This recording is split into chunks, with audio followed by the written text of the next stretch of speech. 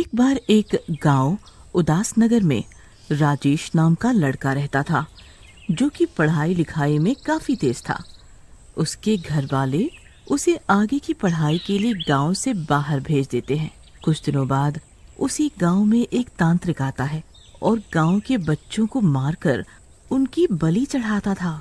गांव में बच्चों की संख्या घटने लगती है, जिससे कि गांव वालों को उस पर शक होता है और गांव वाले उस पर निगाह रखने लगते हैं। एक दिन गांव वाले उसे एक बच्चे की बलि चढ़ाते हुए देख लेते हैं और तांत्रिक को मार डालते हैं और उसके शरीर को जंगल में फेंक देते हैं। मरते समय तांत्रिक उनसे बदला लेने की बात कहता है। तुम लोगों ने मुझे मारा है दुष्टों, मैं इस बात का बदला लूंगा। मैं तुम सब लोगों को जिंदा नहीं छोड़ूंगा। इसके बाद तांत्रिक मर जाता है और एक खतरनाक शैतान बन जाता है। कुछ दिनों बाद शैतान एक सुपर वायरस नाम की बीमारी पूरे गांव में फैलाने लगता है। जो भी व्यक्ति उस वायरस की चपेट में आता है, उसे खांसी, जुकाम और दम घुटने की शिकायत होने लगती है और उसके शरीर में मोटे मोटे छालों के साथ शरीर नीला पड़ने लगता है और वो कुछ दिनों में ही मर जाता है। गांव वाले डर के मारे एक डॉक्टर के पास जाते हैं। अरे डॉक्टर साहब देखो, हमको ये क्या हो गया है? मुंह पे मोटा मोटा छाला हो गया है और ये पैर नीला पड़ रहा है। डॉक्टर सब जांच करता है। अरे ये क्या वायरस है? इसे तो मैं नहीं समझ पा रहा। ना ही ऐसा वायरस मैंने कभी देखा है। इसका तो कोई इलाज नहीं है मेरे पास। तुम शहर जाके दिखाओ। अरे नहीं नहीं डॉक्टर साहब, आप तो ऐसा मत कहिए। अगर आप ऐसा बोलोगे तो ऐसा कैसे चलेगा? आप तो भगवान का रूप हैं। देखो भाई, आप बात तो ठीक कह रहे हो, लेकिन मैं क्या करूं? मुझे सच में इस बीमारी का पता नहीं चल पा रहा कि ये क्या है और क्या वायरस है ये। हाँ, अगर आप लोग चाहो तो एक काम कर सकते हो। जी जी डॉक्टर साहब, आप जैसा कहोगे हम वैसा ही करेंगे। तो आप लोग एक काम करो, ये मास्क पहन लो और जब तक जरूरी ना हो एक दूसरे से ना बोलो और ना ही मिलो। उसके बाद राजेश जब अपनी पढ़ाई पूरी करके गांव वापस आया तो उसे गांव में कुछ भी पहले जैसा नहीं लगा। सब एक दूसरे से बात नहीं कर रहे होते और गांव में काफी सन्नाटा और मनहूसियत सी छाई थी। लेकिन राजेश को गांव में हुए उस हादसे के बारे में कुछ नहीं पता था, जिसने इन भोले भाले गांव वालों की दुनिया ही उजाड़ दी। राजेश अपने मन ही मन में बहुत खुश हो रहा था। अरे वाह, अपने गांव में आकर के कितना अच्छा लगता है। आहा, वो पीपल की छांव, वो प्यारा गांव, वो प्यारे भोले भाले लोग। आज तो अपने माता पिता को भी काफी समय के बाद देखूंगा। पता नहीं कैसे होंगे वो। आज तो मजा ही आ जाएगा। तभी उसे वहाँ से रामू काका गुजरते हुए दिखते हैं। और रामू काका, पाए लागू, क्या हाल चाल है? सब ठीक ठाक है? सब ठीक है, लेकिन तू यहाँ क्या करने आया है? निकल जा गांव से रात होने से पहले। रामू काका, लगता है कि आपकी मजाक करने की आदत गई नहीं। क्यों डरा रहे हो? बच्चे की जान लोगे क्या है? बेटा, मेरा काम था समझाना, आगे तेरी मर्जी।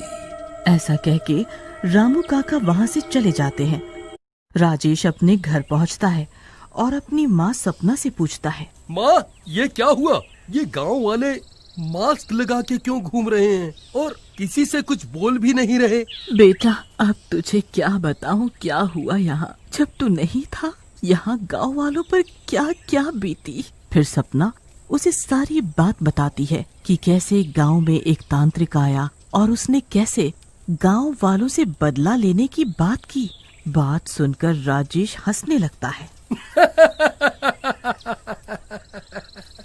क्या माँ, तुम अब के जमाने में भी इन तांत्रिकों और भूत प्रेतों की बातों में विश्वास करती हो? बेटा, अब अब हम कर भी क्या सकते हैं? जो सामने देखा वो तुम्हें बता दिया, और कई जगह तो साइंस भी फेल हो जाती है भगवान के सामने। माँ, अब तुम कुछ भी करो और कहो, मैं नहीं मानता। वैसे भी मैं डॉक्टर हूँ, इन बातों को नहीं मानता। उसी रात एक गांव वाले की तबीयत खराब होती है और वो डॉक्टर के पास जा रहा होता है। तभी वहाँ राजेश आ जाता है। रुको, मुझे देखने दो, क्या माजरा है, मैं भी डॉक्टर हूँ। गांव वाले रुक जाते हैं। राजेश उस मरीज को देखता है। मरीज की हालत गंभीर होती है, उसकी सांसें जोर जोर से चल रही होती हैं और वो दर्द से तड़पने लगता है। उसके शरीर पर मोटे मोटे छाले पड़ने लगते हैं, उसका शरीर नीला पड़ने लगता है। वो बहुत ही खतरनाक लग रहा होता है और उसकी आवाज भी बदलने लगती है।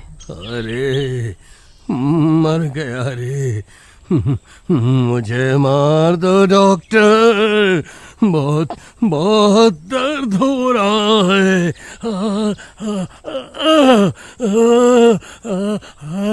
मुझे मार दो। इससे पहले राजेश कुछ करता, वो मर जाता है। राजेश बहुत दुखी होता है और गांव वालों से उसका खून लेने और टेस्ट करने के लिए बोलता है।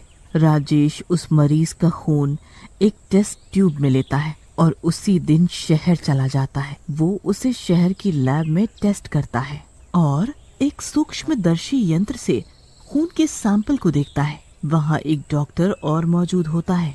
ओह माय गॉड, ये क्या है? What happened doctor Rajesh? आपने ऐसा क्या देख लिया अपने सैंपल में? लीजिए डॉक्टर, आप भी देखिए। दूसरा डॉक्टर माइक्रोस्कोप से उस ब्लड सैंपल को देखता है।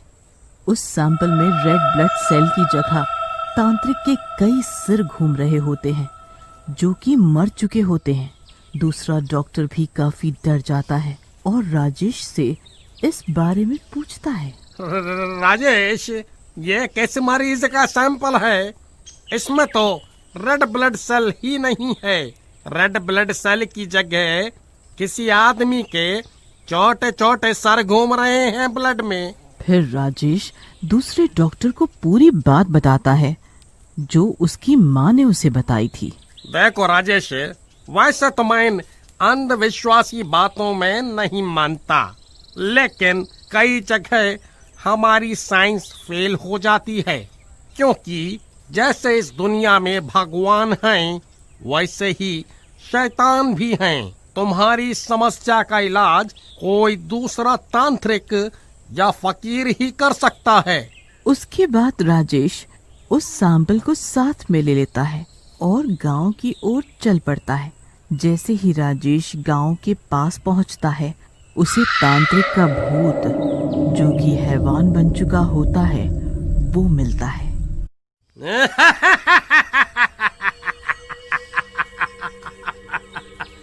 बहुत बहादुर है लड़के तूने इस सुपर वायरस को पहचान लिया, लेकिन तूने ये गलती कर दी। अब तुझे मरना होगा। देखो, तुम जो कोई भी हो, मैं तुमसे नहीं डरता।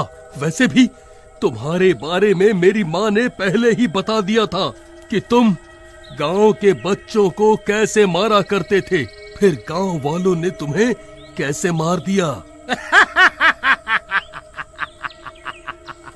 इसी का बदला ले रहा हूँ। इस गांव से जैसे मैं मरा था, वैसे ही इस गांव के एक एक आदमी को मारूंगा। वैसे तुम्हारी माँ को भी सुपर वायरस ने अपना शिकार बना लिया है। ये सुनते ही राजेश अपने घर की तरफ भागता है। रास्ते में उसे एक साधु दिखाई देते हैं। राजेश साधु के पास जाता है और उन्हें सारी बात बताता है। बेटा राजेश, इस सुपर वायरस से रक्षा के लिए तुम्हें उस तांत्रिक की लाश को गंगा जल से धोकर पूर्णिमा के दिन जलाना होगा। तभी वो तांत्रिक इस प्रेत योनि से आजाद होगा और फिर उसी गंगा जल को सभी गांव वालों को पिलाना होगा ताकि वो सुपर वायरस से ठीक हो सकें। जी बाबा, हम ऐसा ही करेंगे, लेकिन आपको हमारा साथ देना होगा। उसके बाद साधु और राजेश के घर पहुंचते हैं, जहां राजेश की मां पर भी सुपर वायरस का अटैक हो चुका होता है। लेकिन साधु उसे गंगा जल पीने को देता है। गंगा जल पीते ही उसकी मां ठीक हो जाती है।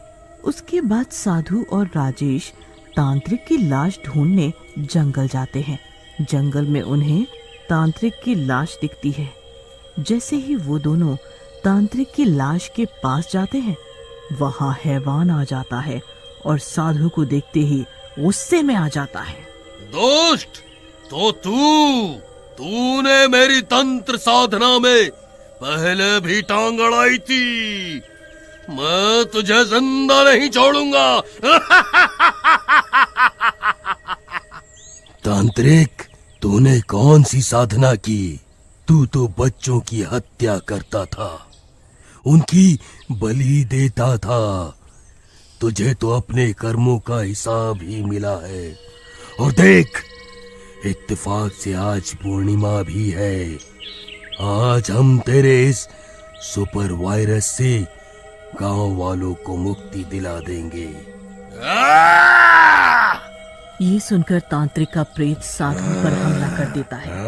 दोनों में भयंकर युद्ध होने लगता है। इसी बीच मौका देखकर राजेश तांत्रिक के शरीर के ऊपर गंगा जल छिड़क देता है। गंगा जल के गिरते ही हैवान बना तांत्रिक तड़पने लगता है और तभी साधु भी अपनी शक्ति से उसके शरीर में आग लगा देते हैं। तांत्रिक का शरीर और उसका प्रेत दोनों ही जलने लगते हैं।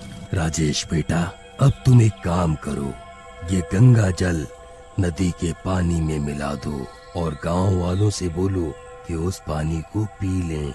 जैसे ही वे लोग इस पानी को पिएंगे, इस सुपर वायरस के प्रकोप से बच जाएंगे और ठीक हो जाएंगे। उसके बाद राजेश ऐसा ही करता है। वो गंगा जल को नदी के पानी में मिला देता है और गांव वालों को बुला लाता है। उसके बाद गांव वाले पानी पीने लगते हैं और ठीक होने लगते हैं। मैं ठीक हो गया। सुपर वायरस हुआ निकल गया हमारे शरीर से।